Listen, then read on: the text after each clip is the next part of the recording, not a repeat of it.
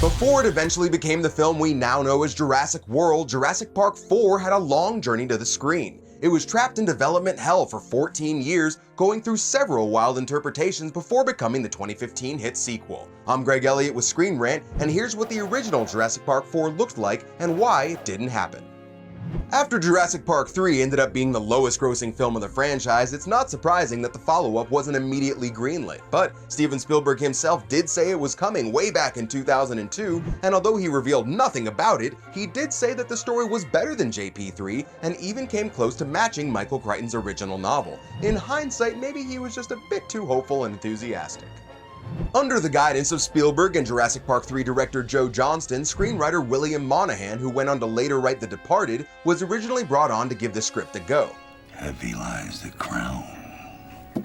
Reportedly, it involved a new breed of small dinosaur that invades the Costa Rican mainland and starts breeding uncontrollably, so a scientific team led by Alan Grant and Ian Malcolm are sent in to stop that from happening.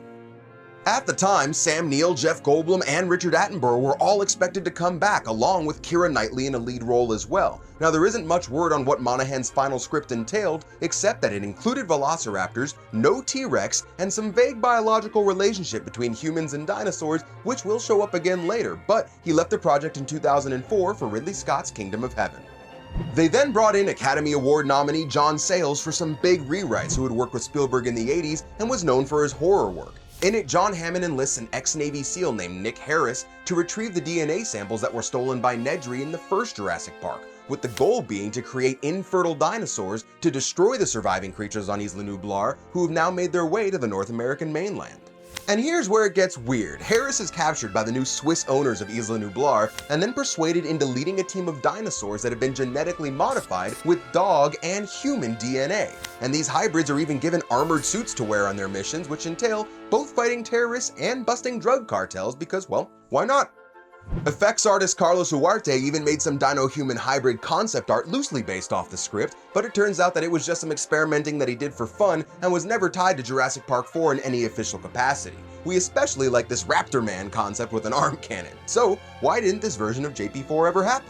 Well, if it wasn't obvious, that's just how things go in Hollywood sometimes, but it looks like it was mostly due to not being able to iron out a usable script. Sayles' version was, to be honest, kinda crazy, and even though Joe Johnston did take a crack at revising it himself, they were never able to get something usable locked down, and the fourth Jurassic Park kinda just went on the back burner.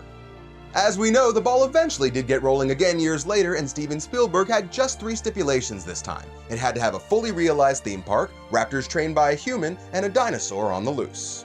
Jurassic World did all those things. The park is open, Owen Grady's a genuine raptor trainer, and it managed to keep the concept of genetically modified dinosaurs terrorizing all the peoples with the T-Rex raptor hybrid, the Indominus Rex. And the end of Jurassic World Fallen Kingdom does see the dinos finally escaping the island and making their way to the suburbs, just like in Sayles' script. Both Jurassic Worlds were pretty big hits financially, but fans are pretty divided on them, and we'll just have to wait and see how Jurassic World Dominion manages to wrap things up when it comes out next year. That is, if its release isn't delayed by all this coronavirus stuff. Life finds a way though, so we'll be here to keep you up to date on all things dino as we learn more. I'm Greg Elliott, thanks for watching, and I'm out. See ya.